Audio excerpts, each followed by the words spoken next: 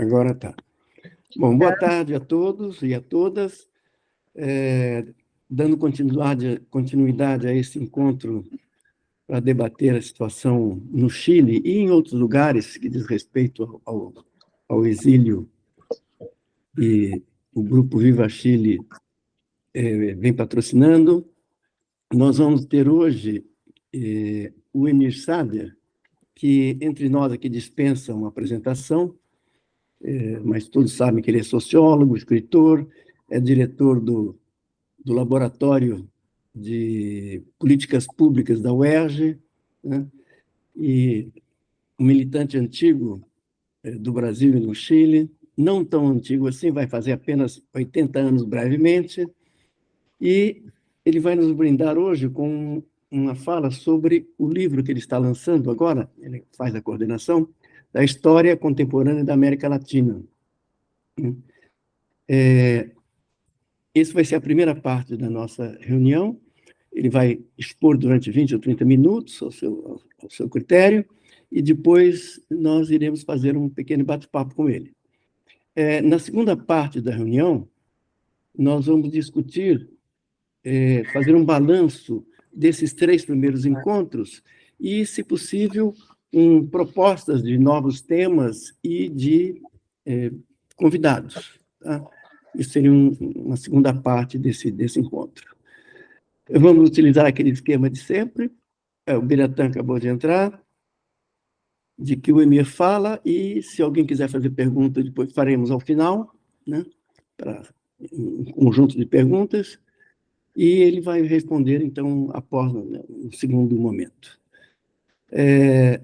Eu vou pedir a todos para desligarem, aqueles que não estiverem com o microfone desligado, né, e, bom, com a palavra, o Emir Sader.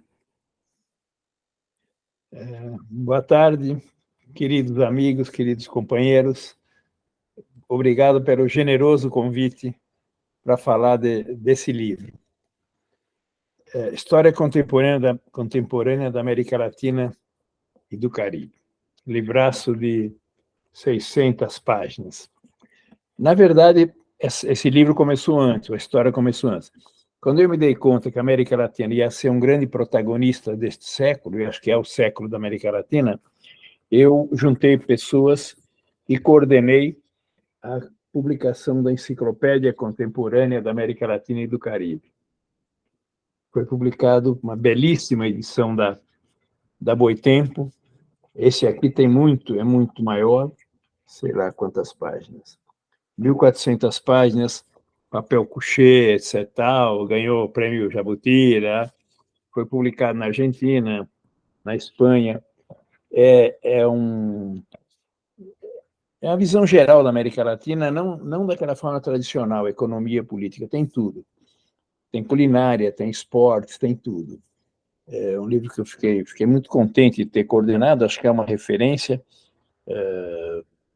Teve edições, agora não dá para publicar outra, porque sai muito caro, uma publicação dessa ordem, e tem uma atualização dele no Twitter, com o nome exatamente Enciclopédia Contemporânea da América Latina e do Caribe. É um livro belíssimo pelos méritos todos, são da Boitempo e são da América Latina. Não sei se alguém já conheceu o livro, saiu em 2006, eu acho, a primeira edição. O livro atual é um livro já da América Latina consagrada como o epicentro das lutas políticas no século XXI. É a única região do mundo que teve e tem governos neoliberais, é a região que promoveu, fez conhecer ao mundo os maiores líderes políticos do século XXI. Começando pelo Hugo Chávez, passando pelo Lula, pelos Kirchner, pelo Evo Morales, pelo Rafael Correia, fora as novas gerações. Então, é uma trajetória extraordinária. E esse livro já é um livro, um balanço daquilo que é o grande embate do século XXI, né? Neoliberalismo versus pós-neoliberalismo.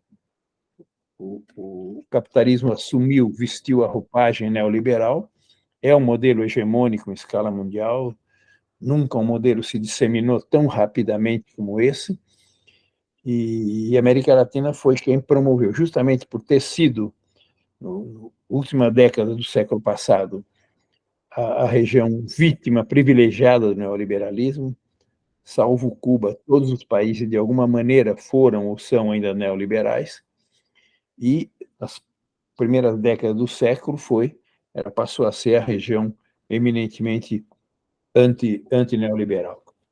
Esse livro, essa aqui, na verdade, é a edição da CAL.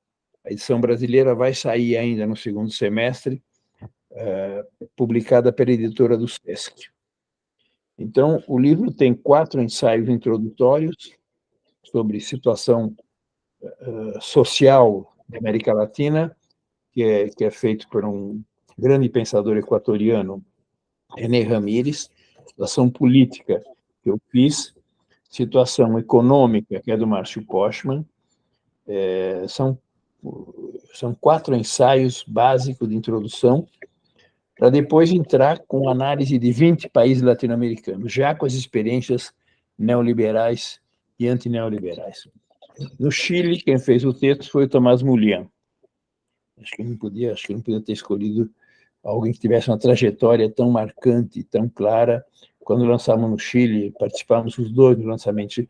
No Chile foi um lançamento sui generis, porque o livro não chegou. O livro ficou parado na alfândega da Argentina. Então, foi um lançamento do livro sem o livro. Foi extraordinário falar do livro, etc. Tal, característica do humorismo sutil dos chilenos. Mas está aqui o livro é com análises basicamente de como cada país assumiu o neoliberalismo, que transformações regressivas o neoliberalismo promoveu, como é que se deu o processo de construção de governos superadores do neoliberalismo, que trajetórias tiveram esses governos. Então, na verdade, ele já abarca já as 2 primeiras décadas e um pouquinho mais até do século XXI. A edição original é da CAL da Espanha, está distribuída por toda a América Latina, e a brasileira, como eu falei, a gente vai lançar, mas, por enquanto, estamos usando a edição em castelhano. Eu acho que é o grande tema político para nós, né? Como é que se supera o neoliberalismo? Que transformações ele impôs? Para o neoliberalismo, a sociedade é um mercado. Tudo se vende, tudo se compra, tudo tem preço. É uma espécie de shopping center, na verdade. Então, a gente saber quanto o neoliberalismo se aprofundou nas nossas sociedades, é preciso saber quanto foi mercantilizada a nossa sociedade, qual é o peso dos planos privados de saúde, da educação privada, tudo que é privatização em geral. Como eu digo, eu tenho um capítulo que eu falo sobre os shopping centers. O shopping center significa isso, né? Tudo é comércio, tudo tem preço, tudo se vende, tudo se compra. No começo, o estacionamento até era grátis para chamar atenção, agora também é pago. Então, tudo se mercantiliza. E mesmo nos governos pós-neoliberais, nós não conseguimos desarraigar essa mercantilização da sociedade. Ela continua a ser o fator mais importante das sociedades no mundo, mas especialmente latino-americanas, neste século.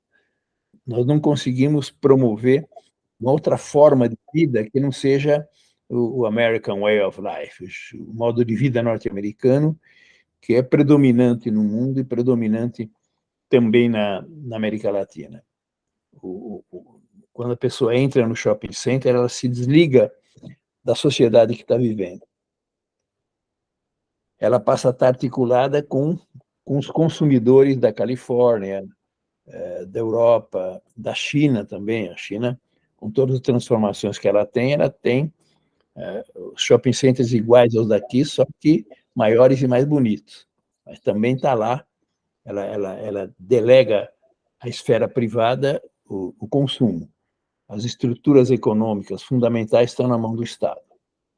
Então, na verdade, o shopping center é o que nos articula com os outros que não são cidadãos. Cidadão é o sujeito de direito, aos consumidores de todas as partes do mundo.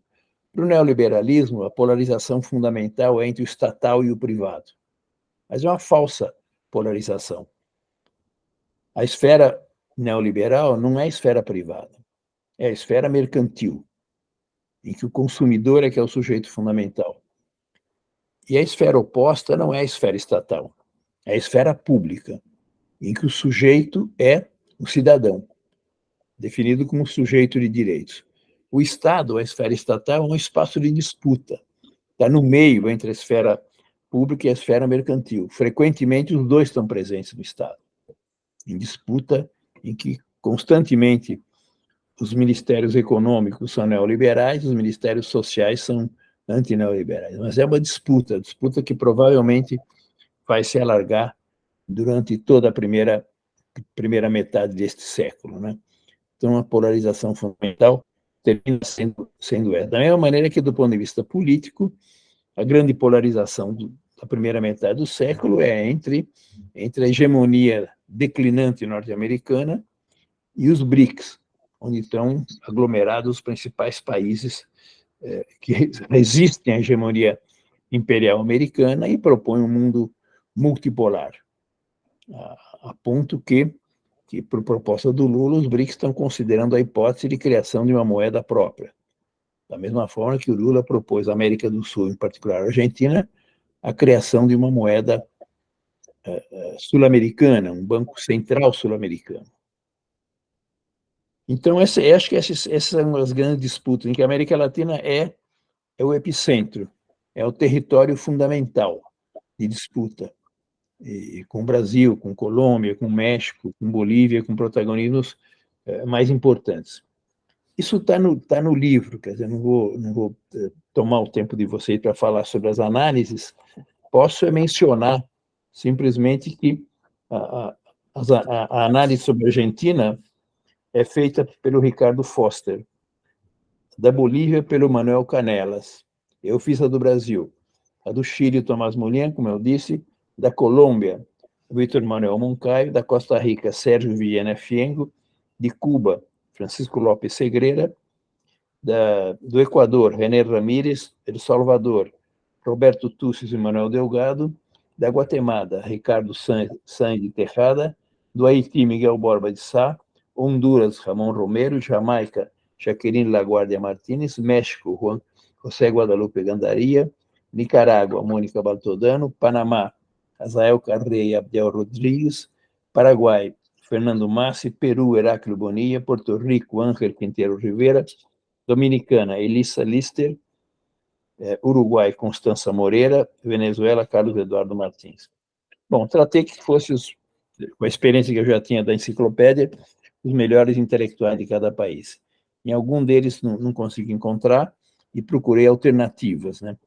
Então, eu acho que é um bom livro sobre a América Latina contemporânea,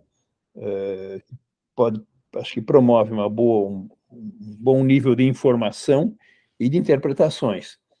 Eu espero que ele possa sempre estar incorporado nos debates contemporâneos sobre a América Latina, inclusive sobre o Chile, aqui no Brasil. Então, eu tenho alguns exemplares só. Então, com esses exemplares, eu estou tratando de difundir o livro, né? Mas, se alguém se interessar, pode pedir, eu vejo se eu consigo exemplares dessa edição espanhola da ACAL. Na verdade, é isso que eu teria a falar. Falar mais do que isso é entrar em detalhes sobre as análises em cada um dos países, né? Retomando essa ideia que a América Latina é o território fundamental de disputas políticas, ideológicas do século XXI. E essa aqui acho que é uma contribuição que dá continuidade à Enciclopédia Contemporânea da América Latina e do Caribe. Eu acho que eu prefiro parar aqui para conversar mais com vocês a partir do que lhes interessar mais diretamente. Ok. Quem quiser fazer pergunta, só levantar a mãozinha que tem aí embaixo. E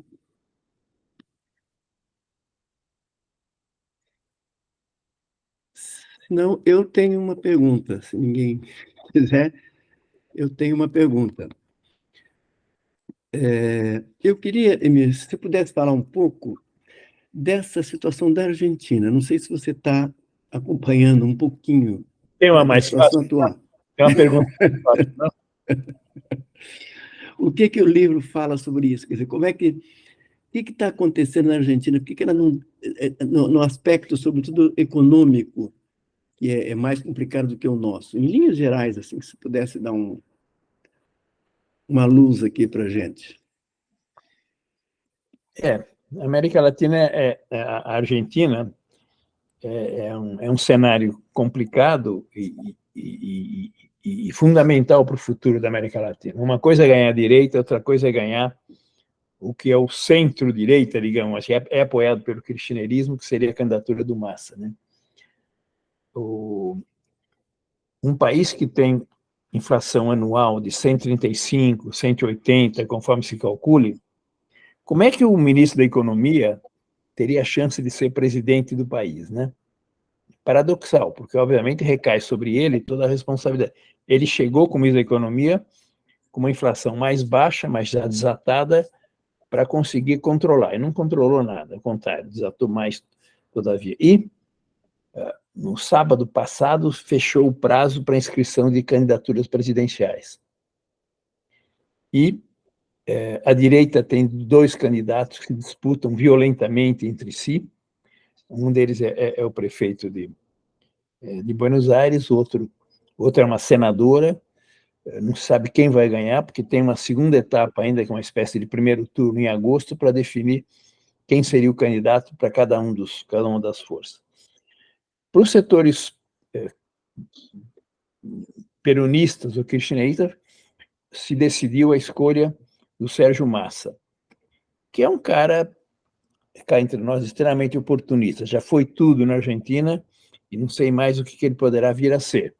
Já passou por vários campos políticos, mas justamente pela necessidade premente de tentar derrotar a direita, se chegou a um acordo. O Alberto Fernandes e a Cristina, sem conversarem, porque não conversam, chegaram a um acordo de que o Massa seria o melhor candidato. Então, se retiraram os candidatos de esquerda, tinha 3 candidatos de esquerda, em função da unidade, que daria chances maiores de triunfar. Tem ainda um candidato de esquerda, Juan Grabois, que continua lá, mas é uma candidatura que tem pouco apoio. Então, é uma eleição muito importante, porque uma coisa é a Argentina continuar a ser aliada do Brasil como eixo fundamental da integração latino-americana. Outra coisa é a direita ganhar.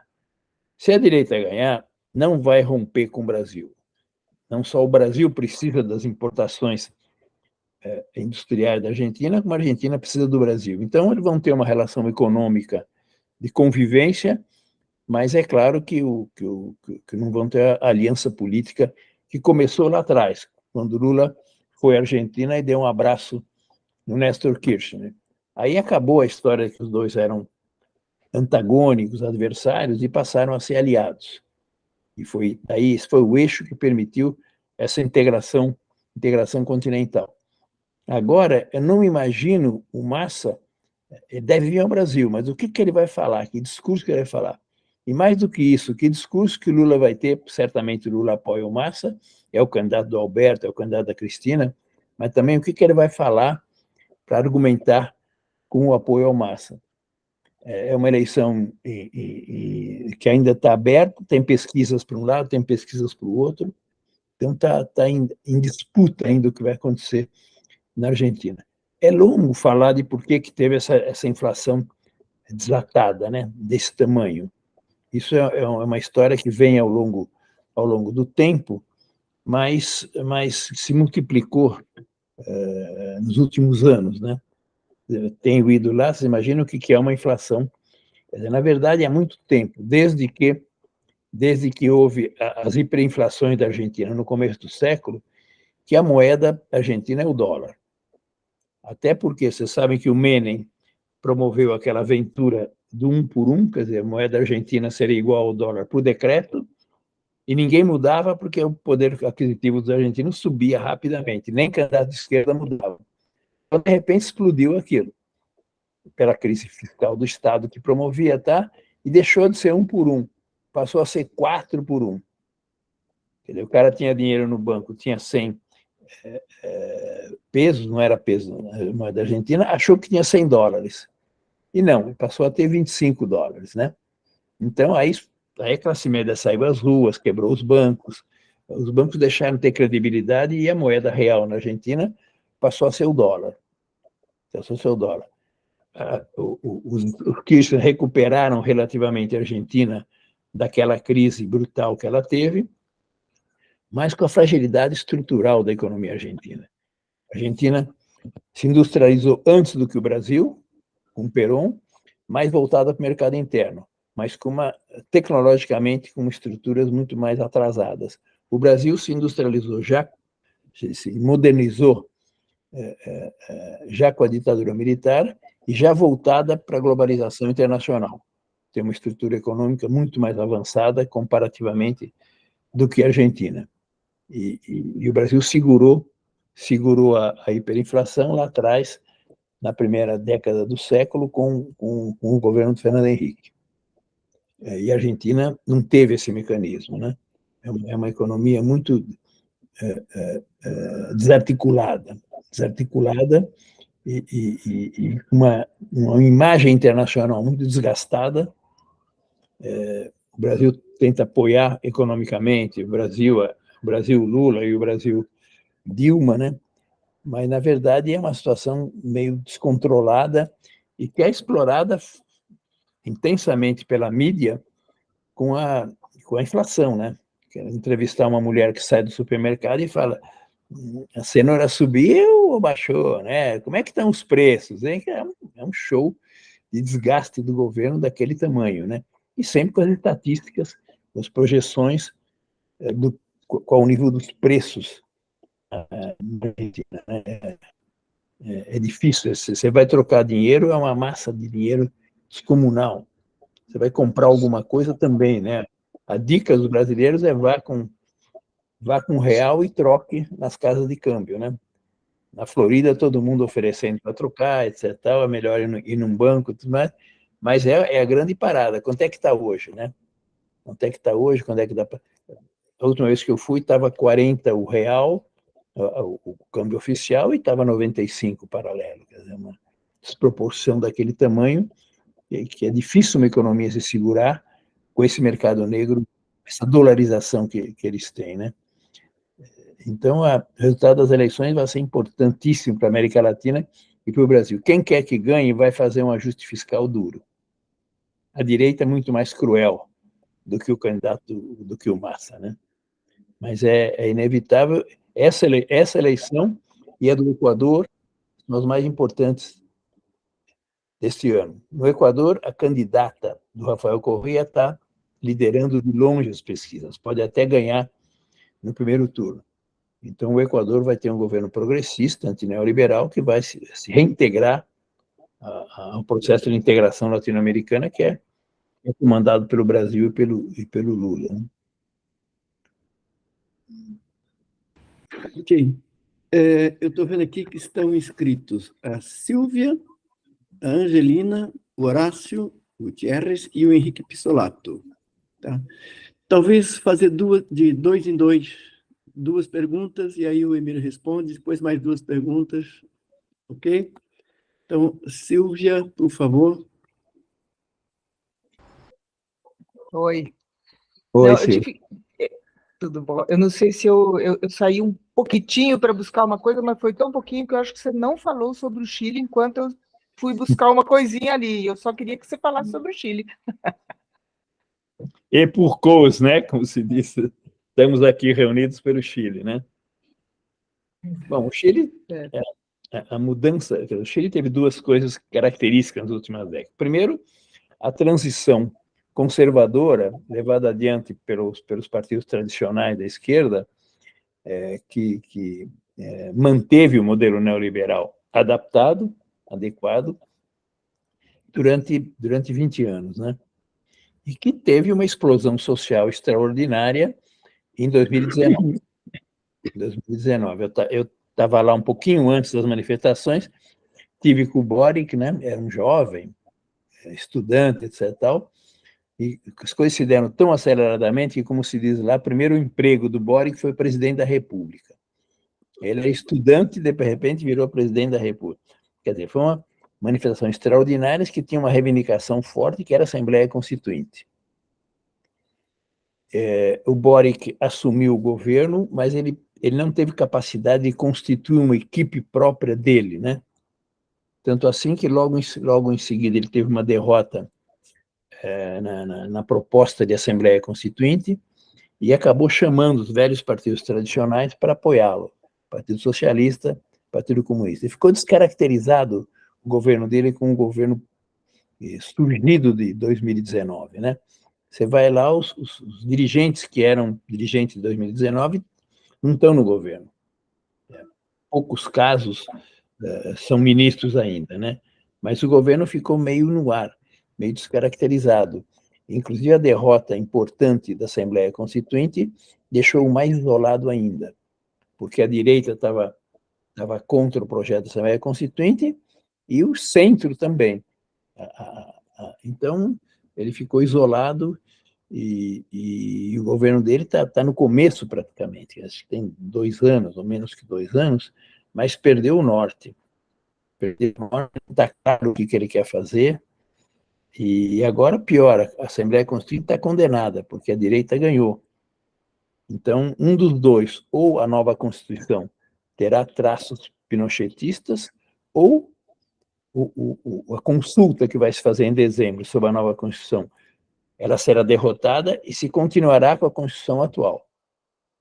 Então, na verdade, a sensação das pessoas lá, inclusive todos que estiveram com ele, é de decepção, é de desalento, é de perda de norte em relação a tudo que 2019... Eu não estava lá, mas as imagens, os filmes, né?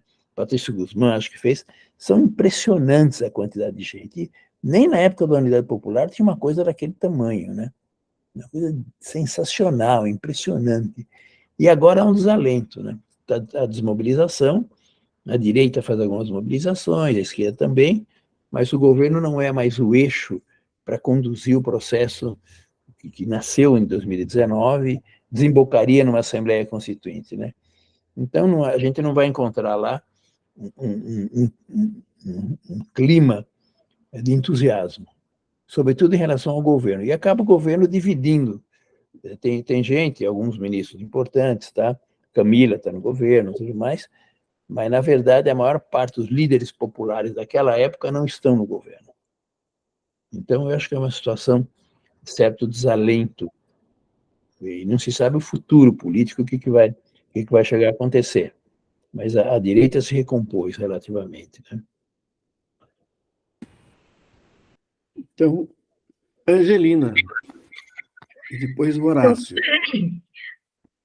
Eu não sei se a pergunta é respondível, mas, digamos, como vocês fizeram um apanhado tão grande de diferentes países da América Latina,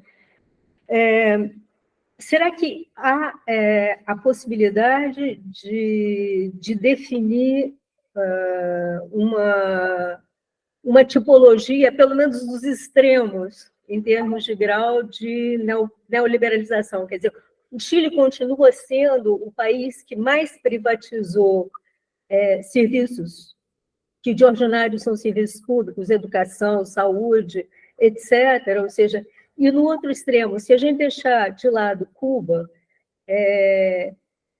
onde que a gente está mais longe desse modelo? Não sei se a pergunta é respondível, mas enfim. Eu uso mais ou menos o seguinte esquema. No neoliberalismo, os eixos são prioridades, ajuste fiscal e não políticas sociais. Uhum. Centralidade do mercado e não um Estado ativo. Terceiro lugar, tratado de livre comércio com os Estados Unidos e não processo de integração regional. Então, dá para avaliar mais ou menos que países quer dizer, hoje, politicamente, os que estão mais sólidos são Brasil, México, eu diria, apesar das crises, Colômbia. Bolívia foi o país que mais avançou na América Latina. Bolívia era o último país na fila da América Latina. Bolívia, Paraguai e Haiti, sem esperança. A Bolívia, tendo Evo como presidente e tendo o mais importante intelectual latino-americano, Álvaro García Linera, como vice, fizeram um governo extraordinário, fizeram uma Assembleia Constituinte, reconheceram a identidade e o poder dos povos indígenas. É o país que mais cresceu na América Latina, de todos os pontos de vista, né? Infelizmente, tem um conflito sério. O Evo quer voltar a ser candidato e o presidente atual quer ser reeleito, até porque faz um bom governo. E você sabe que essas polêmicas não são muito delicadas, né? Então, cria um clima grave, sério, de alguma maneira, em relação ao futuro, que eu diria que é o país que mais avançou, comparativamente com os outros. Agora, o Brasil avançou muito. Quer dizer, eu quero o Brasil antes disso, e o que passou a ser, em termos de desigualdade não só social, desigualdade regional. Quer dizer, o Nordeste era o que era. E olha o que ele se transformou. Quer dizer, o Nordeste tem mais alunos universitários do que o Sul do Brasil. Antes era aquele negócio, escolher na família quem vinha estudar no Sul, maravilha, né? Agora tem 9 universidades públicas, nenhuma delas, a reitoria é na capital. Eu fui nas viagens do Lula, as 4 viagens que a gente fez pelo Brasil, a gente ia lá no sul do Piauí, tinha uma universidade há 10 anos, com professores, com estudantes, com pesquisa, com tudo. Estou dizendo isso aí porque o Piauí também é aquele país que era muito, estado que era muito relegado. Então, o Brasil teve em termos de diminuir a desigualdade social, diminuir a desigualdade regional, impressionante. Os grandes ministros do governo, quase todos os grandes ministros do governo, o Haddad é uma exceção, foram governadores do Nordeste. O Nordeste era um país, era uma região de voto de campista. Os líderes eram líderes de direita sempre, né? Então, estou dando só um exemplo, mas eu acho que coisas muito significativas das mudanças no Brasil, né? Então, o Brasil também passou a priorizar políticas sociais. O Brasil é o país mais desigual do continente mais desigual. Mas implementamos e criamos políticas sociais muito importantes. Fortalecimento de bancos públicos. A Caixa Econômica passou a ser o segundo maior banco do Brasil pelo Bolsa Família, porque faz chegar o Bolsa Família na mulher chefe de família 12 milhões de lares no Brasil inteiro. O banco público é essencial, em termos de disputa com os bancos privados. Bom, não vou falar mais, mas eu acho que o Brasil é o líder da integração latino-americana. Os Estados Unidos nunca estiveram tão isolados da América Latina como agora. Os grandes aliados dos Estados Unidos eram o Chile, que era um modelito, né? A democracia com o neoliberalismo. Está vendo como dá para combinar? O México também, a Colômbia pelas bases militares, e hoje nenhum deles é aliado privilegiado dos Estados Unidos, né? Então, eu acho que esses 3 temas que eu coloquei, prioridade de políticas sociais, resgate do papel ativo do Estado e processo de integração regional, quer dizer, o Unasul, o CELAC, tudo isso que nem existiam, né? Então, a gente tem que valorizar os avanços que a América Latina teve, na minha opinião.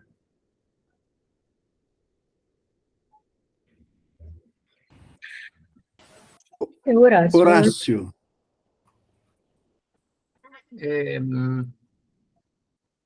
Queria aí parabenizar o Emir Olá, que tal? e perguntar o seguinte: eu tinha várias perguntas sobre o Chile, mas eu acho que vou fazer outra, porque já comentou de alguma forma o Chile. A pergunta seria o seguinte: esquerda teve na América Latina uma onda na década de 90, 2000, não sei o que, veio uma onda neoliberal, e agora, de novo, tem uma onda de esquerda, ou de governos de esquerda. O que eu queria perguntar é o seguinte: o socialismo, que foi uma bandeira da década de 60 e 70, se perdeu na esquerda ¿cuál es la utopía de esas izquierdas, tanto la penúltima como de esa última onda en América Latina? No sé, na sua percepção e talvez na percepção dos autores do livro também. Bom, houve uma virada grande no mundo com a desaparição da União Soviética. Nós vivíamos um mundo bipolar desde o fim da Segunda Guerra, com dois blocos que se equilibravam entre si, não economicamente, mas militarmente. Então, a chamada Guerra Fria, não houve guerra mundial justamente porque se destruiriam mutuamente. De repente, desaparece a União Soviética. Nunca uma grande potência na história da humanidade desapareceu sem ser derrotada em guerra. Quer dizer, ela se desarticulou ideologicamente. Claro, sob forte pressão externa, né? Mas, de qualquer maneira, parecia que se projetava um período longo de hegemonia popular norte-americana. Não foi o que aconteceu. Quer dizer, a China deu a volta em tudo que tinham feito com a China, né? Não vou mais tocar nisso, 2 séculos de crise por causa da guerra do ópio, tudo que fizeram com a China, se aliando com a União Soviética, com a força militar que ela mantém, e com o Brasil, com a África do Sul, dizendo que são os BRICS, né? Então, surpreendentemente, talvez para os Estados Unidos, o mundo volta a ser um mundo bipolar. É um mundo em que há a hegemonia americana declinante e a hegemonia na articulação dos BRICS como luta por um mundo multipolar. E o neoliberalismo passou a ser o grande modelo ocidental, desde lá atrás, quando o Reagan falou o Estado deixa de ser solução para ser problema. E veio essa onda antiestatal, mercantilizadora do neoliberalismo. Né? Nesse sentido, o socialismo deixou de ser um horizonte visível. Eu acho que a construção de um governo pós-neoliberal é um embrião de futuro, porque a esfera pública, que é a esfera pela qual a gente luta, universaliza os direitos para todo mundo. Se a gente chegar a um universo em que a esfera pública reorganize o Estado, a gente reorganiza o Estado em torno da esfera pública, nós temos um embrião potencialmente anticapitalista. Quer dizer, o horizonte continua a ser o socialismo, mas não está colocado hoje uma alternativa. A própria China readequou o seu modelo. Cuba também tem dificuldade para sobreviver com o fim do bloco socialista. Mas o que está colocado hoje é o antineoliberalismo. Na superação do neoliberalismo, aí vai se ver que horizonte, em que distância a gente está de um modelo socialista. Mas aquela referência da década passada tinha como destaque o campo socialista. Mesmo que não se gostasse, não se quisesse ter o modelo soviético, de qualquer maneira, era um espaço anticapitalista. Esse, como tal, desapareceu, né? Como tal, desapareceu. A conversão dos países do leste europeu ao capitalismo foi aceleradíssima, né? Se desarticulou tudo aquilo. A sociedade soviética, a sociedade russa hoje, é diferente do que ela era anteriormente. Nem vou avaliar se melhor ou se pior, mas é outro tipo de sociedade. Uma parte das grandes corporações estatais foi privatizada, comprada por grandes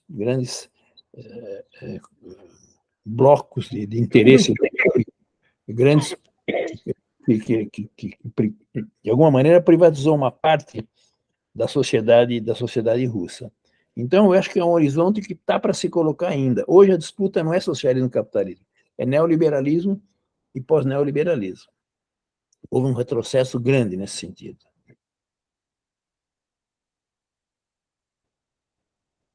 Okay. Agora está inscrito Pisolato. Por favor. Obrigado, boa tarde, parabéns ao Emir. Olha, a minha pergunta é um pouco rápida. Na Conferência Mundial de Direitos Humanos, lá em Buenos Aires, no mês de abril, nas várias conversas com Adolfo Pérez Esquivel, ele nos alertou de que o cóndor sigue volando. O cóndor sigue volando? Essa é a minha pergunta. da Operação Condor. O que ele diz é que se mudaram o eixo dos militares para os capa-pretas, se mudaram os milicos pelos capa-pretas, e a gente tem, inclusive, a experiência agora na Argentina, esses golpes mediáticos parlamentares, né, no Peru, e a questão da Cristina. E os 13 em toda a América Latina. Os argentinos, inclusive o querido Lopes Esquivel, são, está dando uma grosseria, cá entre nós, maníaco-depressivos. Vão do otimismo ao pessimismo, uma rapidez brutal.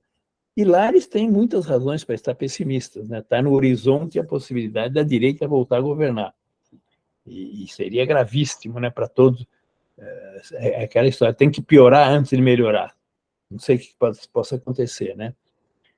Eu acho que, de qualquer maneira, não dá para comparar o que foi aquilo. É certo que democratizar significa também desmilitarizar o país, desmilitarizar o Estado. Com certeza, né?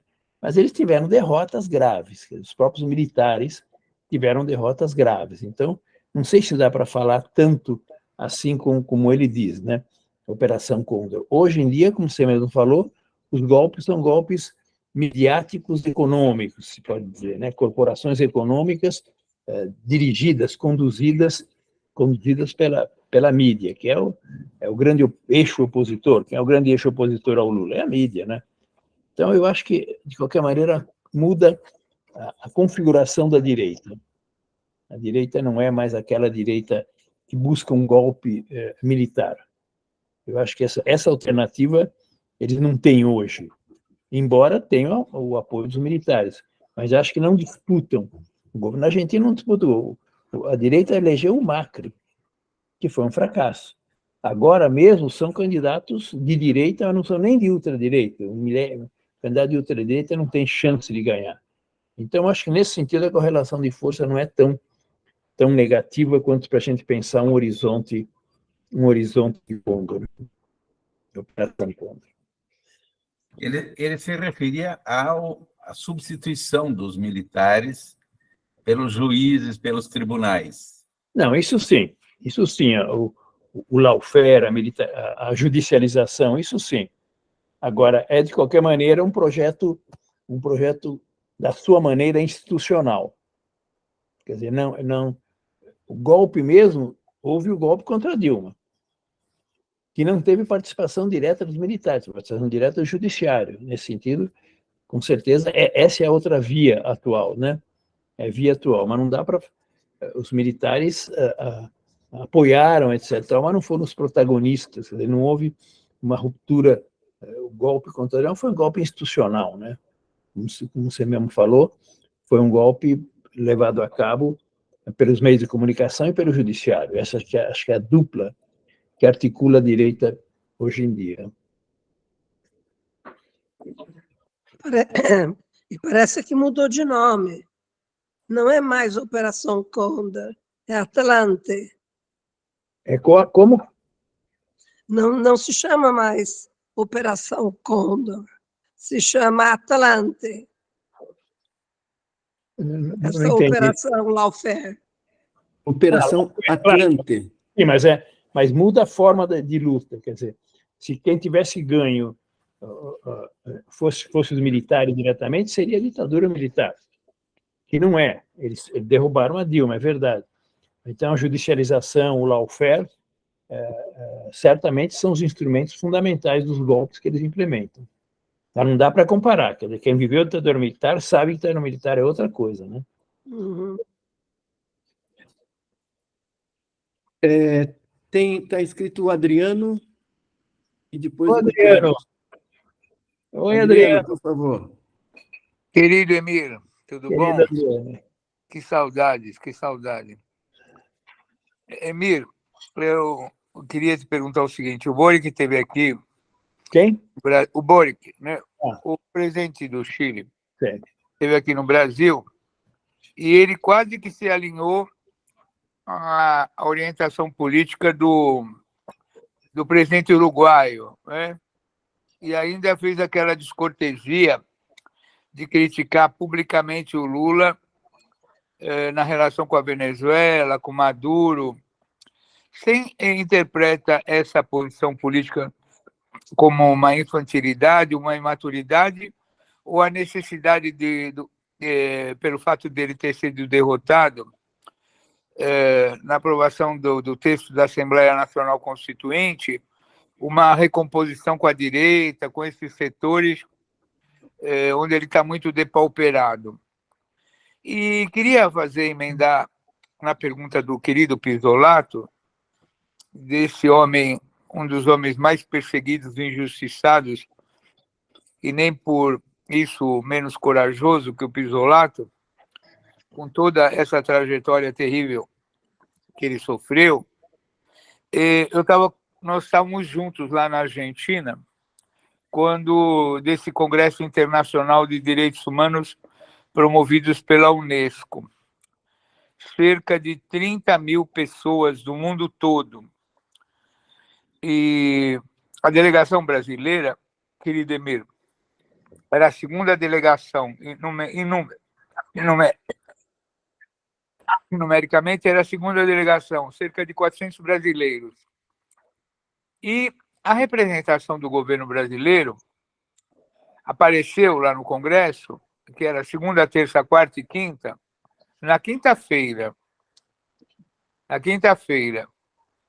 fez uma aparição meteórica, inclusive fizeram uma coisa completamente despropositada, foram lá no Parque da Memória inaugurar a Praça Marielle, uma coisa totalmente que não juntava lé com cré. E à noite, parte da delegação foi assistir o jogo lá no campo do River, atrás da ESMA, né, onde estava sendo feito o congresso, naquele jogo que o Messi, não sei se contra Honduras, apresentou a Copa do Mundo, e na sexta-feira, que os argentinos colocaram 1 milhão de pessoas na rua, no dia do Nunca Mais, a delegação brasileira oficial do governo brasileiro voltou para o Brasil, sem participar daquele enorme mar de gente de todos os países do mundo, principalmente os argentinos, né? O que provocou uma vergonha para todos nós brasileiros lá presentes, porque estavam as altas autoridades aí da área de direitos humanos no Brasil. Então, eu fiz questão de, porque o Pisolato estava lá, teve uma participação muito forte nas mesas e tal, queria referendar e te contar isso e mostrar o papelão que a representação brasileira fez lá no Congresso. Mas, voltando ao Chile, você podia comentar, então, essa questão do Boric, esse jeito que ele se apresenta, essas coisas, esse distanciamento, né? Essa afronta que ele fez com o governo Lula? Olha, tem setores da esquerda que acham que a questão fundamental no mundo é a questão democrática. Tem razão sobre a importância dela. Agora, se você esquece da existência do imperialismo, tem todas as possibilidades de cometer esses erros bárbaros que o Boric fez. A preocupação dele com os países é qual é o grau de democracia existente, inclusive o caso da Venezuela, né? E tem setores, inclusive aqui dentro do país, que se consideram de esquerda, que acham que a questão essencial é a Venezuela. A Venezuela, e se a Venezuela é democrática ou não é democrática. Não vamos discutir a questão da Venezuela, mas o Boric se abstraiu a existência do imperialismo norte-americano. Repetiu coisas sobre a Venezuela e os Estados Unidos repetem, atitudes, posturas. Você pode estar de acordo ou não, mas faz parte do bloco anti-imperialista latino-americano, que é a linha demarcatória mais importante que a gente tem. Então, uma coisa é discutir. O Lula mesmo, com todo o apoio que ele dá, ele coisa corajosa, né? Porque cada vez que ele fala, a mídia... Ele chegou a criticar o Maduro em relação à reeleição definitiva. Eu acho que não devia haver. Quer dizer, tem divergências em relação ao modelo político. Agora, não se não se equivoca em relação à linha demarcatória dos países do sul do mundo, digamos, em relação aos Estados Unidos. Então, o Boric acho que tem isso, ele procura se acomodar pelo lado democrático e talvez ter uma convivência com os próprios Estados Unidos relativamente harmoniosa, né, pela própria fraqueza que o governo dele tem, né? Ele não tem se mostrado, se alinha até com a presidente, acho que é a presidente do Peru atualmente, né? Chega a ter alinhamentos com governantes que, na verdade, são francamente de direita, né? E que moral ele tem para vir falar do Brasil? Eu não estou falando isso chauvinisticamente, né? Olha a coragem do Lula em enfrentar as questões internacionais. O Lula, como ele defende a Argentina com unhas e dentes, a solidariedade que ele tem em geral, e com a África, com a Ásia e tudo mais, né? Então ele tem que se pensar um pouco mais o que ele está fazendo no Chile, qual é a situação do Chile e qual é a relação que o Chile dele tem com a América Latina, né? Com a América Latina. Horácio, por favor. Eu queria perguntar para você, Emir, eu sei que você publicou há algum tempo já vários livros sobre o Chile, sobre a experiência de Allende, sobre o golpe, etc. E queria fazer a seguinte pergunta, que por ocasião dos 50 anos do golpe reaparece insistentemente entre os políticos e intelectuais, que é a seguinte: Allende, a derrota de Allende, o golpe contra Allende, teria colocado fim à via chilena ao socialismo, ou seja, é uma via democrática para avançar ao socialismo. Mas, simultaneamente, as experiências pela via armada, não só no Chile, mas na Argentina, no Uruguai, no Brasil, no Peru, na Colômbia, etc., também foram derrotadas e também não chegaram. Ou seja, e ambas vias, a democrática ou institucional e a armada ou guerrilha, ambas queriam chegar ao socialismo, eram vias para o socialismo. As duas vias, na sua opinião, estão superadas, estão derrotadas, tanto a via armada como a via pacífica para trânsito ao socialismo,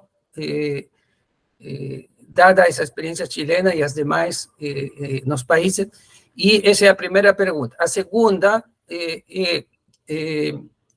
há outra via que não seja essas duas para o socialismo nesse momento?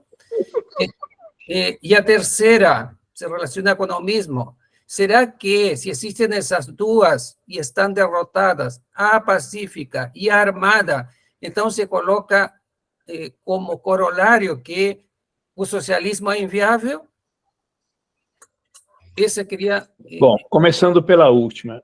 Está claro que o capitalismo levou a humanidade às suas piores condições de vida, de todos os pontos de vista, né?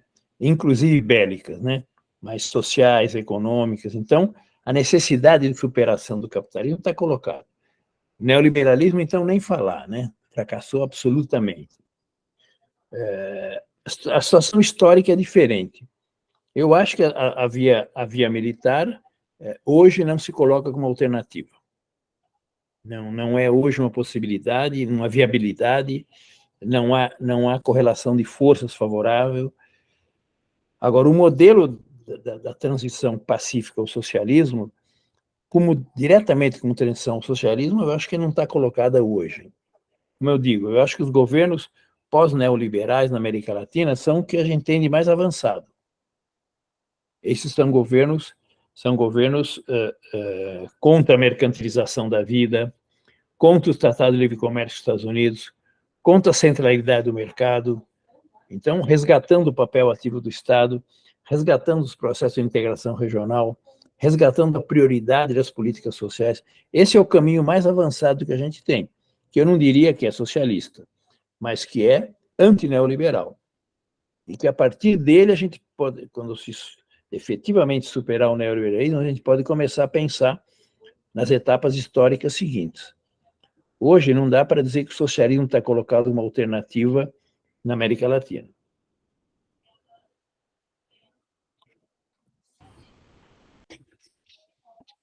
Mas essa discussão é boa, essa dá para seguir bastante. Eu só queria fazer Mas eu até queria reforçar isso.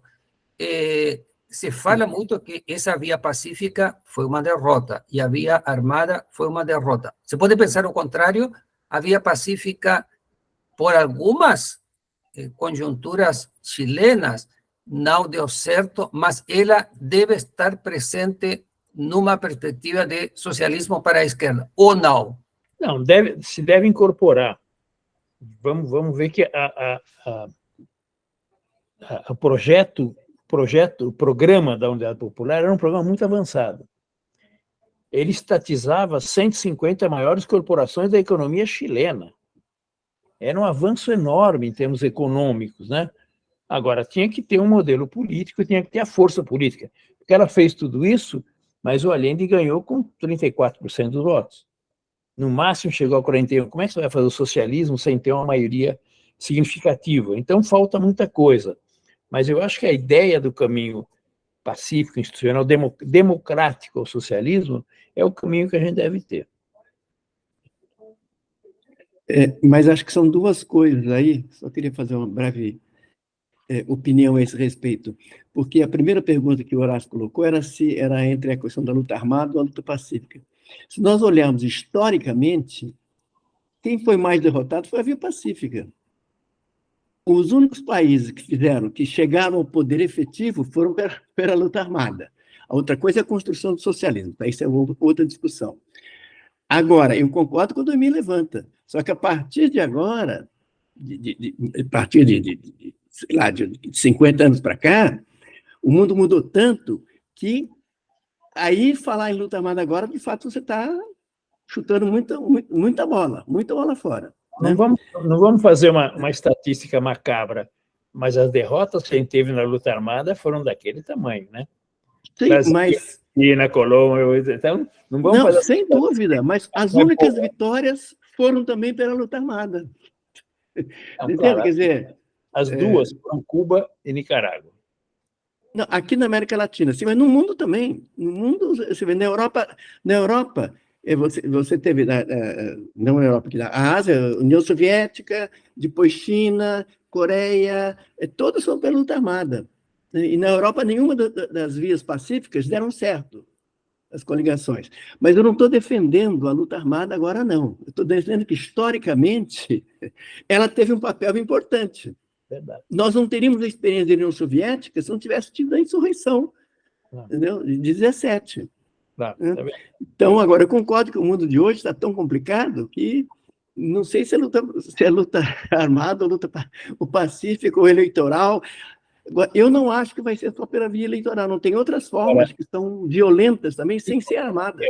Eu acho que a esfera determinante hoje em dia de luta é a esfera ideológica, cultural. Isso, exatamente, eu também concordo. Reverter... E nós estamos perdendo essa nós estamos perdendo, eles estão na frente.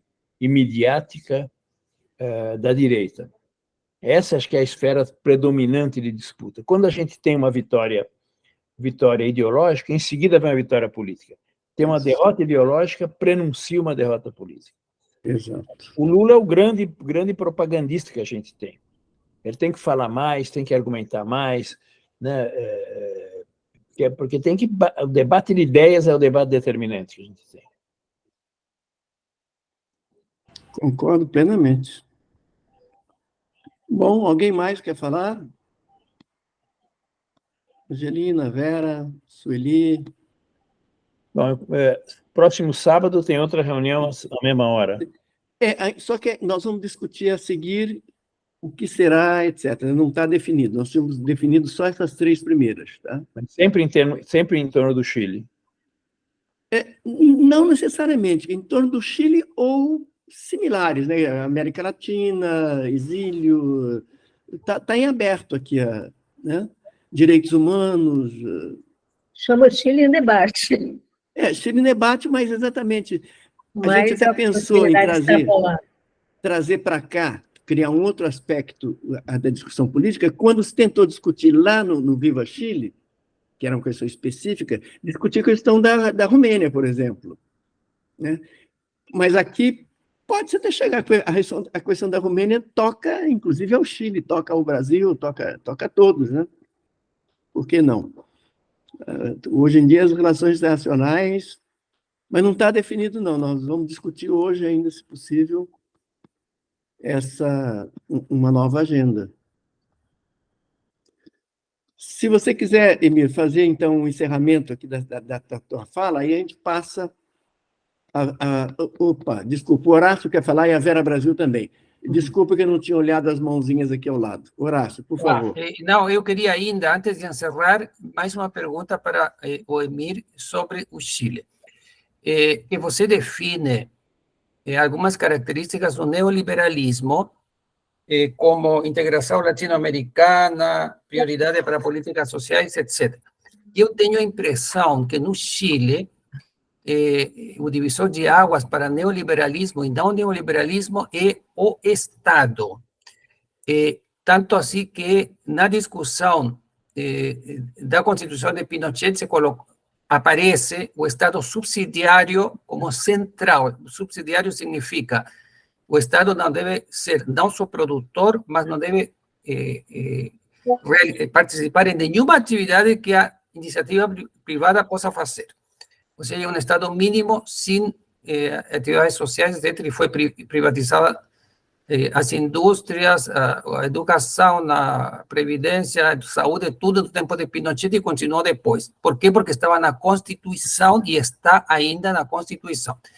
A diferença central para essa nova Constituição que foi rejeitada e que se está pedindo que permaneça na nova proposta é um Estado social, ou seja, um Estado onde haveria participação pública, pelo menos nos setores sociais, mas também na indústria, ou seja, que haja empresas estatais, etc. Qual para você é a relevância desse Estado para definir o neoliberalismo, ou se isso não seria importante, por exemplo, estar presente ou como eixo da Constituição nova frente à antiga Constituição pinochetista? Você tocou nos dois temas centrais, um papel ativo do Estado e, em segundo lugar, prioridade de políticas sociais. Eu acho que são os dois temas, e no plano internacional, como eu digo, integração regional e não tratado de livre comércio com os Estados Unidos. Acho que são os três temas iniciais que também estão presentes no Chile, né? O Chile tem uma trajetória política e democrática estatal muito importante ao longo do tempo, né? Do qual ele pode tirar muitas experiências, né?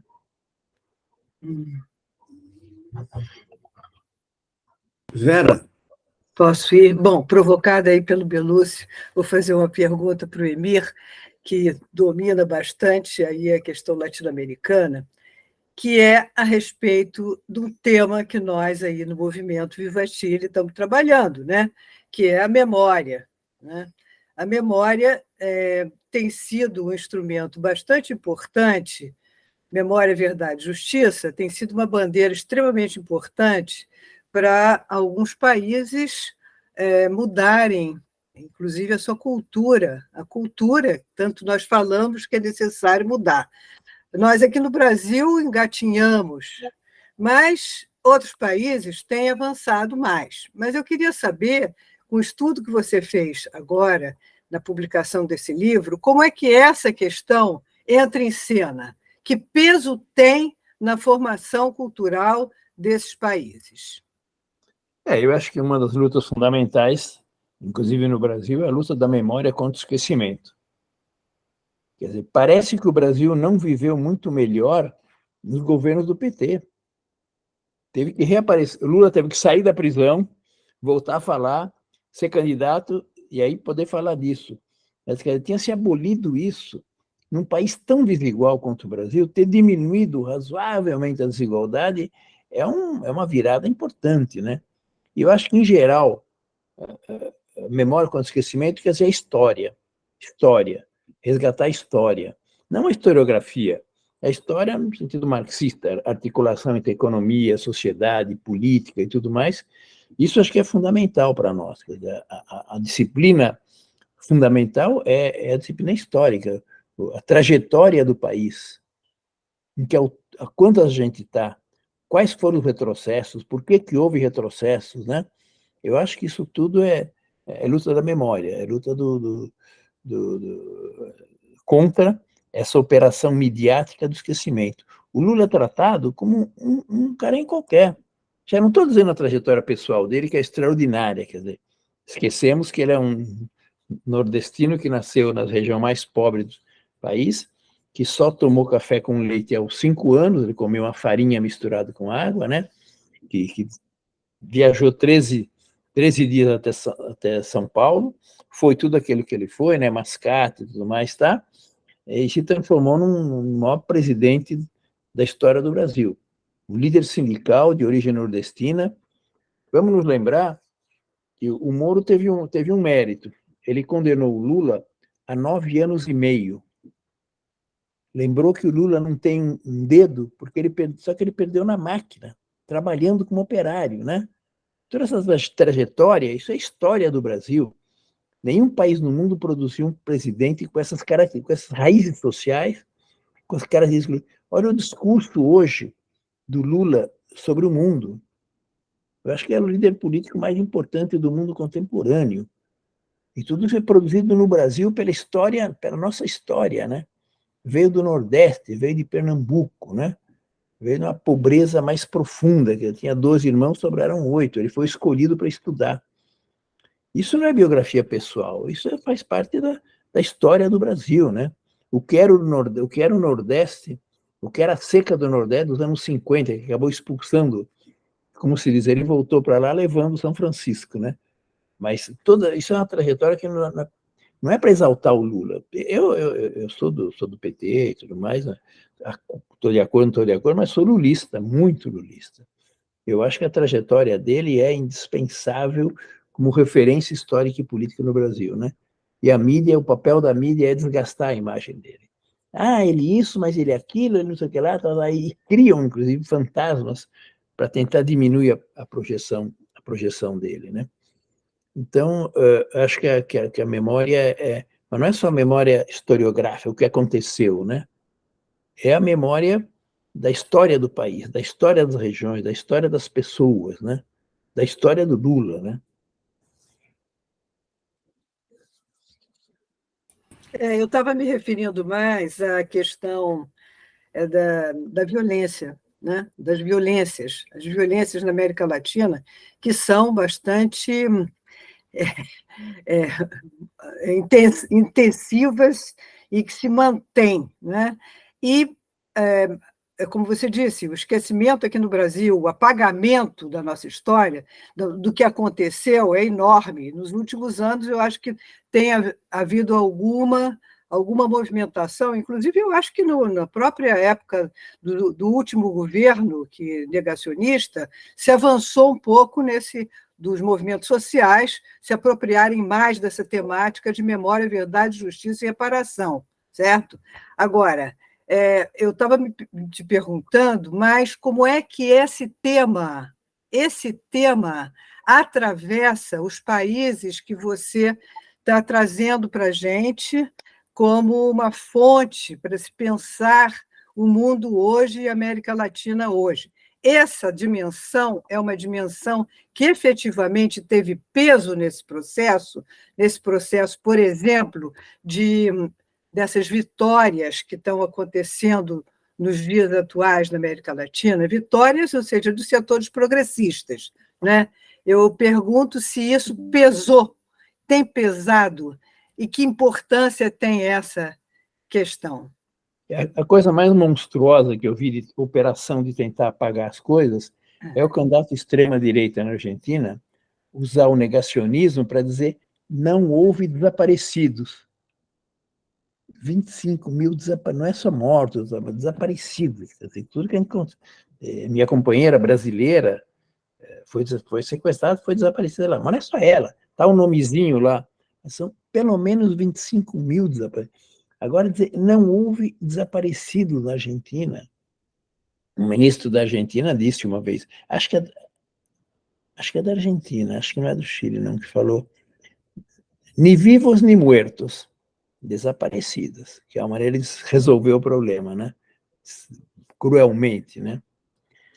Então, eu acho que é indispensável essa questão. Imagine apagar. Agora, porque se não apagar, quem compactuou com aquilo tem que carregar esse peso nas costas. Na campanha eleitoral argentina, tem que responder por isso, né? Onde é que você estava, né? O que você fez? Né? Na hora do massacre, eu vivi lá, eu estava morando lá, massacre brutal, né? A desaparição e tudo mais, né? Então, não querem carregar nas costas isso, né? Como a direita brasileira também, né? Em relação a... O Bolsonaro teve o mérito de reivindicar a ditadura militar. Tá bom, e segura. Agora, uma questão fundamental que se apagou de alguma maneira, isso foi decisivo, não ter impedido aquilo, foi ele homenagear o maior torturador da história brasileira ao votar o impeachment da Dilma. O voto dele não podia passar um troço daquele, não podia, tinha que ser alguma... A onda era tão contra a Dilma, né? Era o problema do orçamento, né? Do deslocamento de um lugar de um orçamento. Ele foi lá em cadeia nacional e homenageou o maior torturador da história brasileira. O voto dele era uma homenagem a isso. Aí, a partir daquilo, já tudo era possível. Tudo era possível. Isso foi brutal, esse esquecimento, esse apagamento, né?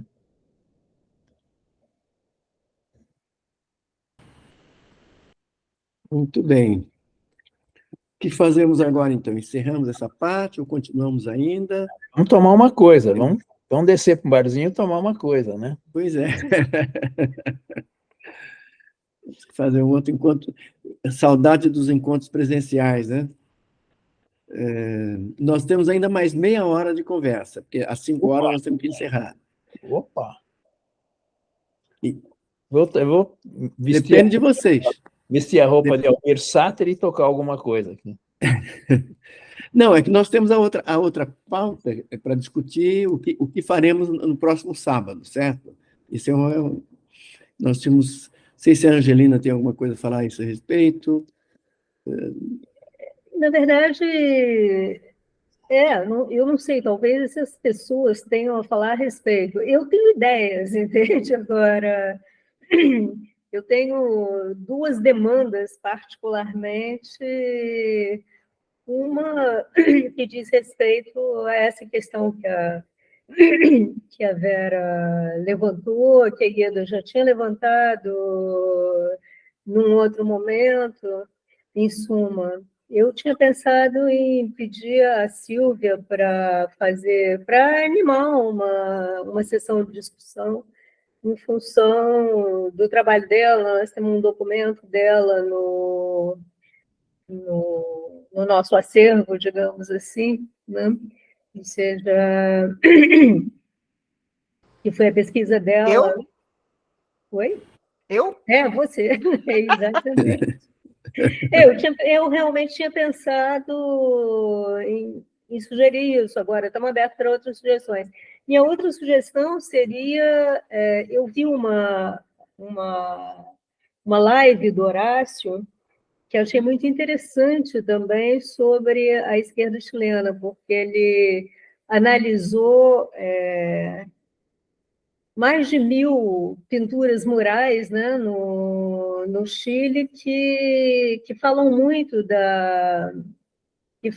do que é essa nova esquerda de governo, né? Ou seja, essa geração que está aí governando o Chile. Eram as duas propostas as duas ideias que eu tive de discussões, mas a gente pode, enfim, mas está aberto. Não, ou seja, nós tínhamos dito que íamos propor uma primeira série de discussões, foi o que foi feito, agora está tudo mais ou menos em aberto. Eu acho que o tema que o Horácio colocou é um tema resgatável também, né? Foi derrotada via pacífica e foi derrotada via armada também no Chile. Eu era do MIR e fui derrotado. Então, eu acho que não para transferir mecanicamente aquela situação para agora, né? Mas pensar que atualidade existe, que forma de ruptura é possível hoje, que tenha fracassado no passado, o que se pode resgatar. Eu acho que foi muito corajoso para colocar a questão da via pacífica ao socialismo. E nenhum país ocidental lá se colocou essa questão. Socialismo mesmo, não era só democracia, era chegar ao socialismo, né? É uma questão que acho que tem que ser discutida, pode ser discutida. Essa é uma discussão complexa, né? Ou seja, eu quero saber quem vai animar essa sessão. Pode ser até o Emir mesmo, se quiser. Não, eu não. Daqui 3. Não, eu posso participar, mas acho que se devia pedir para outra pessoa. Talvez algum chileno até, né? Talvez algum chileno, por que não? Tem uma geração nova de intelectuais chilenos, acho que é muito importante, muito boa. Mas seria bom ouvir também a Sílvia e o Horácio sobre essa proposta que a Angelina fez. Se esses dois quiserem. Você topa, Sílvia? A próxima semana? Está escrita Sílvia. Olha, desculpa. Eu quero falar, mas acho que a Maria Sueli estava inscrita há um tempão. Eu vou responder a tudo isso, sim, mas acho que ela está inscrita há mais tempo. Desculpa, Maria Sueli está. Eu não olhei ali, desculpa. Maria. Fale, Silvia, eu falarei depois. Então, tá bom. Então, imagina, eu só respondendo. Bom, antes de responder a proposta, essa questão que o Horácio colocou, eu também, obviamente, tenho que achar, de fato, quem anime, porque a discussão é complexíssima, mas acho que é uma discussão totalmente... É a pauta, né? É a discussão dos dias de hoje, obviamente que, bom, para mim é óbvio que está totalmente descartada a questão da via armada, etc. e tal, já são coisas que historicamente hoje não estamos mais falando disso. Agora, o pensamento para o futuro é sempre uma boa discussão. Eu tinha uma outra ideia também, se a gente está conversando de Chile, como muitos de nós, ou muitos de vocês, aliás, têm contatos muito interessantes no Chile, se a gente não podia aproveitar essas reuniões para compartilhar, às vezes, talvez esses contatos, trazer um amigo, contato, fulano, que é um jornalista, um intelectual, não sei o quê, para falar para a gente aqui, todos somos muito interessados no que está acontecendo por lá, então trazer cada um que tenha contatos interessantes, relevantes lá, ou pessoas que tenham coisas a nos contar, virem nos contar, chilenos virem nos contar aqui sobre o Chile de hoje, essas questões.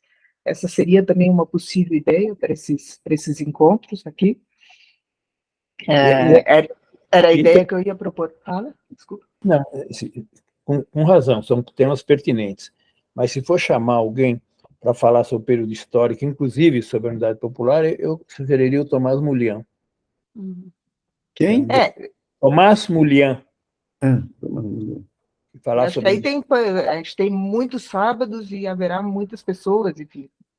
Pode se pensar. Quanto à sua proposta, Angelina, olha, com o maior prazer, eu acho até que seria bem interessante, que teria bastante coisa a dizer, mas que poderia ser interessante. Só que, assim, faz 10 anos que eu mexi com essas coisas, ou quase 10 anos, e agora eu estou num processo de mudança, eu estou chegando da Europa, aqui me instalando aqui no Brasil, então minhas coisas estão todas no guarda-móveis, eu estou assim, eu não estou com acesso às minhas coisas, minha documentação, está um pouco... Então, eu não daria para ser a semana que vem, não, precisaria de um tempo para achar, para pôr minha cabeça nisso, para localizar os documentos, para organizar um pouquinho as coisas, para contar para vocês, mas com o maior prazer, mas... precisaria me dar um tempo para isso, para eu realmente me localizar. Não tenho condições de fazer isso agora de imediato. Mas mais para frente, sim, claro. Um pouco mais para frente. Claro, eu pesquisei bastante, realmente eu pesquisei, porque especificamente dentro da Comissão da Verdade, eu me encarreguei, bom, eu era diplomata, e naquele momento, agora estou aposentada, Então eu quis pesquisar exatamente as maldades que o Itamaraty fez conosco nesse tempo. Então eu me dediquei a pesquisar a atuação do Itamaraty durante esses anos e especificamente também eu peguei a questão dos desaparecidos no Chile e da atuação do Itamaraty naquele momento, aquela pesquisa que eu passei para vocês, mas e também a situação dos desaparecidos no Chile, fui atrás da questão dos processos judiciais, do que estava sendo feito e tal. Então eu fui lá, conversei com as pessoas lá, enfim, e pesquisei muito arquivo aqui do Brasil, acho que de lá para cá se abriu muito mais, mas naquele momento, inclusive, os arquivos do Itamaraty ainda estavam eram microfilmes completamente inacessíveis, que a gente conseguiu, naquele momento, daí, transformar, digitalizar, se tornaram agora coisas bem mais acessíveis, e também, enfim, tem muita coisa para contar nisso, mas acho que sim, é interessante, pode ser interessante, com muito prazer contarei para vocês, mas só que eu preciso de um tempo para isso. Okay. Algumas semanas no plural. Tá, ok. Não sei se a Maria Sueli quer falar agora. Sim. Por favor. Você cortou. Você precisa abrir o seu microfone, Maria. Abrir? Isso. Agora sim. Tá. Então, aí é boa tarde, né? Aqui é boa noite, eu estou em Bruxelas. Então, é para uma sugestão. Do que eu escutei hoje, eu fiz um elo com um livro que foi lançado agora no Brasil em dezembro, de Jean Tible. Não sei se vocês escutaram falar. Jean Tible. Jean Tible. Uhum. Ele fez a tese de doutorado dele em política internacional sob o título Marx Selvagem, que foi lançado há 3 ou 4 anos atrás. E agora, em dezembro, ele lançou um livro que se chama Política Selvagem. Ele tem 40 e poucos anos, então nós o recebemos aqui em Bruxelas para lançar o livro aqui, e tivemos uma conversa com ele, e o ponto que me parece muito interessante, que eu acho que se articula ao que nós trabalhamos aqui, que tem que ver com a questão do fracasso do neoliberalismo, é que o livro dele tem 2 pontos que me parecem interessantes. A necessidade de atualização da democracia e a recomposição do Estado-nação. Deixa eu ver o livro, coloca o livro para a gente ver o nome dele também. Não tem o nome dele na capa, o nome dele está aqui, ó. O Jean é professor do Departamento de Ciência Política, eu conheço bem. Na USP, ele Isso, assumiu a cadeira, ele assumiu a cadeira que era do Paul Singer.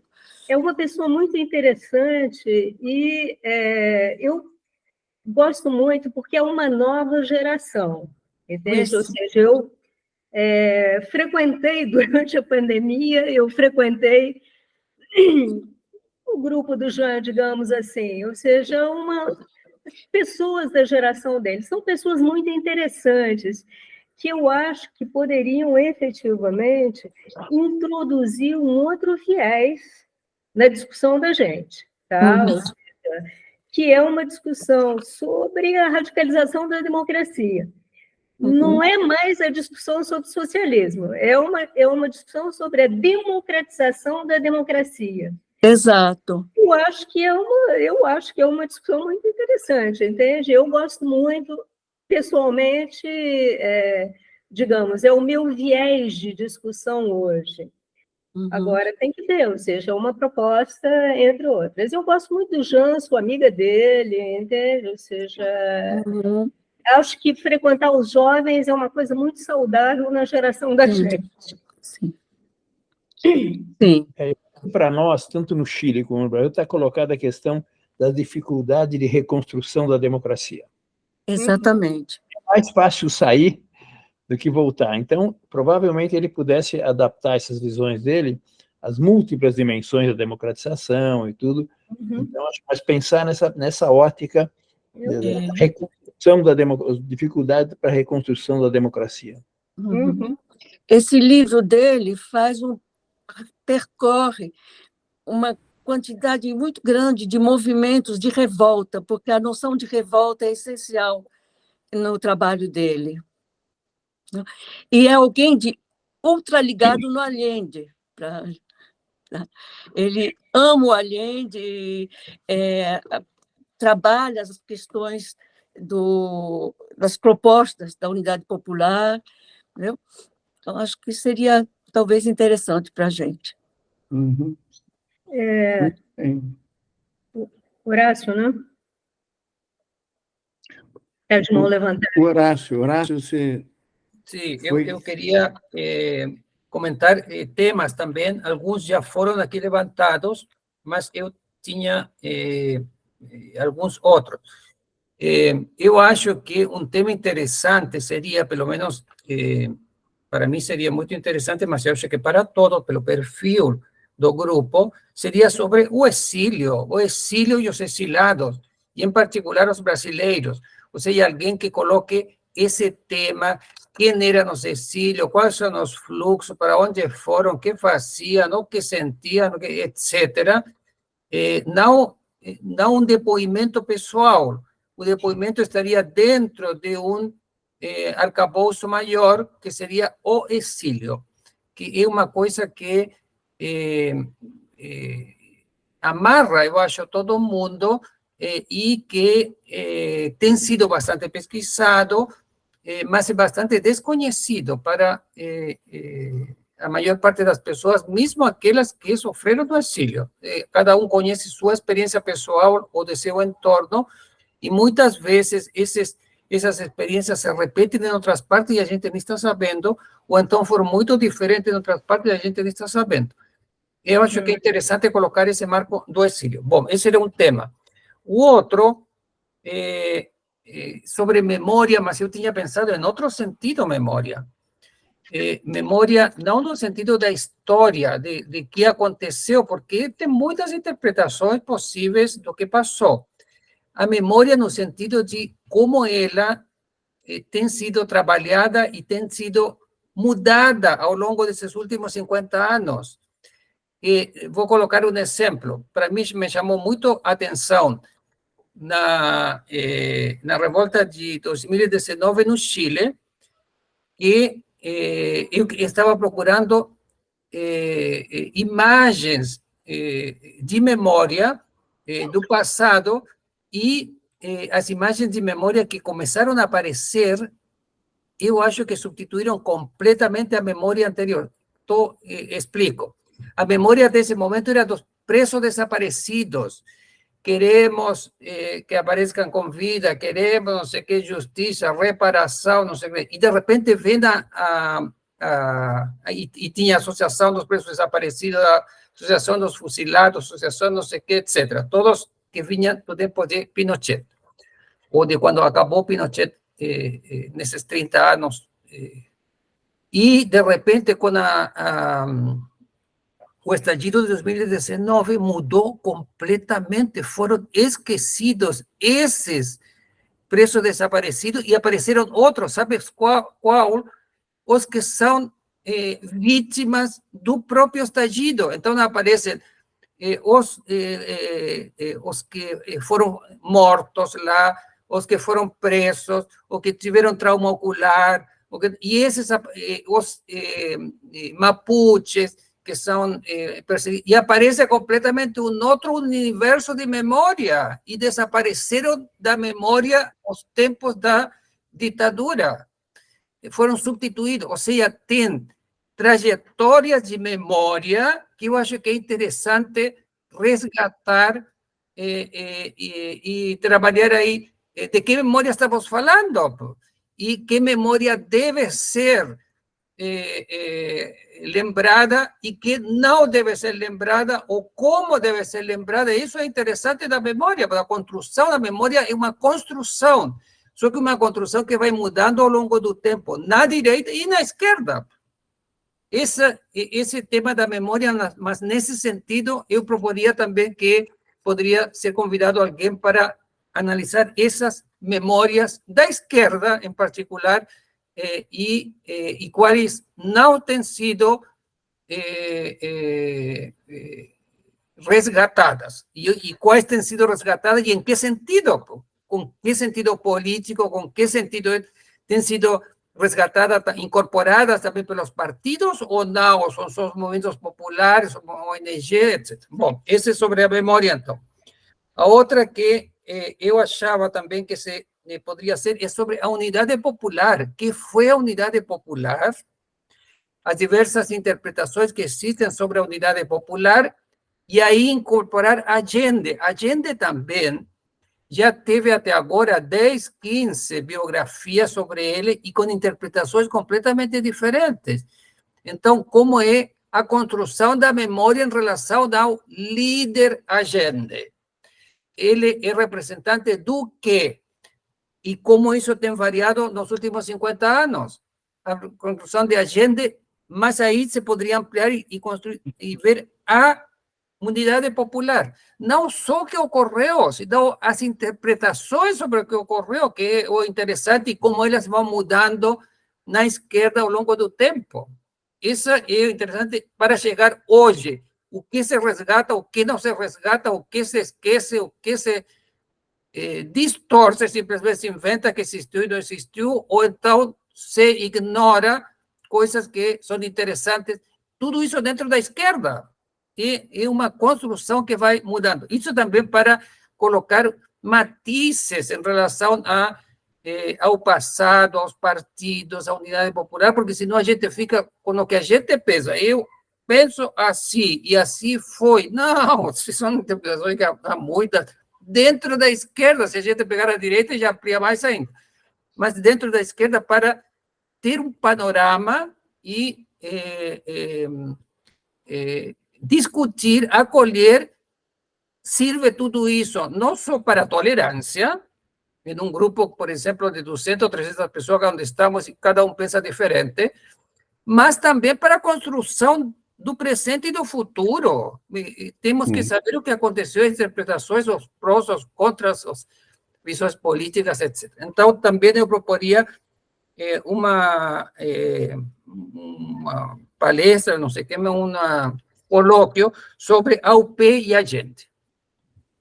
Bom, era E isso. que você mesmo propõe fazer essa palestra? Não, estou propondo temas apenas, e aí você pode pensar depois em Mas a pessoas. Angelina tinha feito uma proposta de você apresentar uma palestra aqui, Não, mas proximamente. a dela era sobre o estagido. Eu fiz um trabalho que vai espero que saia o livro agora nos próximos meses, nesse segundo semestre. Isso você está de acordo em fazer? Sim, posso. Ótimo. Apresentar com slide, mas aí tenho que, também não é para a semana que vem, teria que preparar-me porque eu vou viajar, então não vou estar aqui seguramente em julho, teria que ser em agosto. Tá. Vamos fazer o seguinte, nós estamos aqui só com mais 10 minutos de discussão, mas surgiram várias ideias aqui muito boas, no meu entender, muito boas, desde a proposta da Maria Sueli, com o Jean Tible, a sua sobre exílio e memória, que retoma o tema que também a Vera levantou, né? E a da Sílvia, particularmente, com a pesquisa dela. Eu acho que nós podíamos trabalhar, a minha sugestão agora era, eu e a Angelina pegaríamos esse material e com mais outras ideias que podem surgir e que vocês podem até enviar por e-mail para a gente, por e-mail não, por WhatsApp, e a gente prepara as novas discussões de acordo com a disponibilidade de cada um, e aí fazemos esse convite na discussão privada com cada um, e depois publicamos isso aí. Mas a partir dessas ideias que surgiram aqui. porque a Perfeito. gente hoje não vai conseguir avançar muito mais, porque já está tarde, em 10 minutos. Eu tenho a impressão que a Silvia queria dizer alguma coisa, porque ela está de mão levantada. Não, a minha mão acabou ficando levantada, mas era só, eu queria dizer que eu estava adorando todos os temas que o Horácio estava propondo. Sou a favor de todos eles, estou achando todos super eu também. interessantes. Temos um cardápio aí para continuar, não sei quem que vai assumir esses temas, é muito trabalho, mas tem um cardápio excelente aí pela frente. Nós vamos No procurar final, agora. diploma de pós-graduação e doutorado, né? Para quem frequentar. É Não, muito. eu acho que a questão Não, mas do pode exílio... ser que alguns desses temas pode ter até mais do que um só falando, pode ser duas pessoas. Claro. Um fala 15 minutos, outro fala mais 15, que na verdade acaba sempre virando 25, 25. Ninguém chega aqui e fala 15 minutos. Né? Vamos bolar um esqueminha bacana assim para que girarmos em torno desses temas aqui. Tá? Ok. Eu acho Agora, que já é eu tenho bastante mais coisa. eu teria mais um, mas esse é pessoal, então esse pode ficar lá embaixo, não é um tema assim coletivo, que é o seguinte, eu escrevi um poemário que se chama Dulce Pátria, que é sobre a ditadura chilena. E ele acompanha cronologicamente a ditadura desde o bombardeio de La Moneda até a saída, com poemas que vão acompanhando a linguagem da época. Então, aparece o ditador, aparecem as mulheres, aparece a resistência, aparecem os partidos, aparecem etc. Recuperei a linguagem, fiz uma pesquisa de linguagem imensa para poder recuperar a linguagem. E montei poemas, então, sobre, em várias partes, são 180 e tantos poemas. A primeira parte, por exemplo, só aparece a ditadura, porque todo mundo estava fugindo, né? Então não havia uma voz completa da oposição. Mas a partir da linguagem resgatada da ditadura, se vê imediatamente o que está acontecendo com a ditadura e com a oposição. Resgatei o humor negro, que era muito típico da ditadura, rindo dos desaparecidos, rindo dos torturados, igual que recentemente ocorreu aqui. Isso está no poemário. Agora, é um poemário que está em espanhol e que trata só da ditadura, não da unidade popular nem do período depois, é da ditadura. Mas eu acho que dá um retrato bem sobre a ditadura, e a intenção do poemário é entrar no clima da ditadura. Conforme você vai lendo, vai entrando no clima de que é uma ditadura e como a ditadura embotou, como cerceou, como tanto a oposição como o governo. E a proposta seria a seguinte, mas isso, por isso, é uma coisa pessoal, já não é uma coisa coletiva como os outros temas. Fazer aqui um recital de uns 40 minutos, com esses poemas, eu selecionaria 50, 60 poemas, e leria com... eu já fiz recitais em universidades sobre isso, com um acento que corresponde a cada personagem, e depois fazer um debate sobre a ditadura, a característica da ditadura, a partir das coisas que estão colocadas no poemário. Mas isso daí é para vocês uma ideia, porque é uma coisa assim, já mais pessoal, que é de um poemário. Você, a partir da literatura, você pode também conhecer muito sobre as características dos exilados, dos executados, dos perseguidos, mas também da ditadura, e as atrocidades dela aparecem todas aí no poemário. Okay. É uma sugestão, mas essa daí vocês podem... Não, vamos levar em consideração, senhor. Eu, pessoalmente, achei muito boa. Bem, já temos que começar a encerrar a reunião, porque as pessoas começam agora. Esse é um compromisso nosso. Quando dá 5 horas, nós temos que fechar. Mas vamos atuar, então, como eu falei, eu e a Angelina vamos fazer um resumo dessas propostas e vamos discutir com vocês e acertar uma nova agenda, e vamos entrando em contato com vocês. Tá bom? Muito obrigado a todos. O Emílio já não está aqui para agradecer, ele teve que sair também. Mas até o nosso próximo encontro, que talvez pode ser no próximo sábado ou daqui a 15 dias. Isso. Okay? Muito obrigada. Boa noite. Obrigado a você, Obrigada, Feliz. Tchau. Valeu. Tchau, Horácio. Boa tarde. Tchau, Silvia. Obrigado. Tchau, tchau, Tiburcio. Tchau, tchau, obrigado. Ih, não sei sair daqui. Embaixo, Silvia. Tem um vermelhinho na barra. Nada, Tem um telefone information sur vermelho. la réunion, affiché tout le monde. Isso aqui está me saindo Olha, tudo. Põe o cursor para baixo, que direita nem da aparece. sua barra. Acabou, saiu. Saiu. Falta o Alcedo, o Alcedo... O Alcedo... Não, mas eu faço sair todo mundo. Isso aí não tem problema. Tá. Ok, depois a gente conversa, então.